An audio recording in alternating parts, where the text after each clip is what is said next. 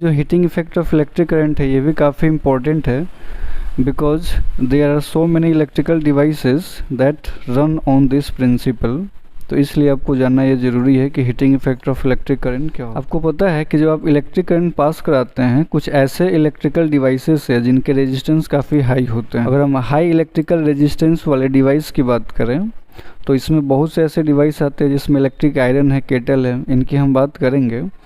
तो देखिए, अगर हम हाई इलेक्ट्रिकल रेजिस्टेंस वायर की बात करें तो इसमें नाइक्रोम वायर आता है, क्योंकि आपको पता है कि इन सारे डिवाइस के अंदर नाइक्रोम वायर लगा हुआ होता है। तो इस केस में क्या होगा कि जो वायर होगा ना, it will become very hot and it can produce a high amount of heat energy. This is known as heating effect of electric current. इसी को हम लोग heating effect of electric current के नाम से जानते हैं, क्योंकि आपको पता है कि जो करंट होता है और जो रेजिस्टेंस होता है, इन दोनों के बीच में उल्टा रिलेशन होता है। अगर आप रेजिस्टेंस बढ़ा देंगे तो उस केस में करंट का जो वैल्यू है वो डिक्रीज कर जाएगा। तो वही होता है कि जो हीटिंग डिवाइसेज होते हैं उनके अंदर जो रेजिस्टेंस लगा होता है वो काफ़ी हाई होता है, जिसकी वजह से they allow a very less amount of current.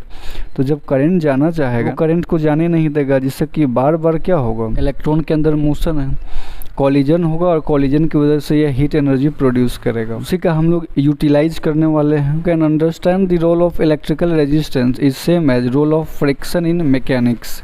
देखिए, अगर आप फ्रिक्शन के बारे में पढ़े होंगे तो आपको पता है कि फ्रिक्शन का क्या काम है। It opposes the motion of the object. अगर कोई ऑब्जेक्ट मोशन में है तो फ्रिक्शन का क्या काम है, उसके मोशन को अपोज करना। तो in the similar way you can say कि जो इलेक्ट्रिकल रेजिस्टेंस है उसका काम है कि इलेक्ट्रिक करंट के फ्लो को अपोज करना, जिससे कि हीट पैदा हो। को पता है कि फ्रिक्शन की वजह से हीट पैदा होता है। सिमिलरली वी कैन से कि हाई इलेक्ट्रिकल रेजिस्टेंस की वजह से भी हीट पैदा होता है। So that is the core concept.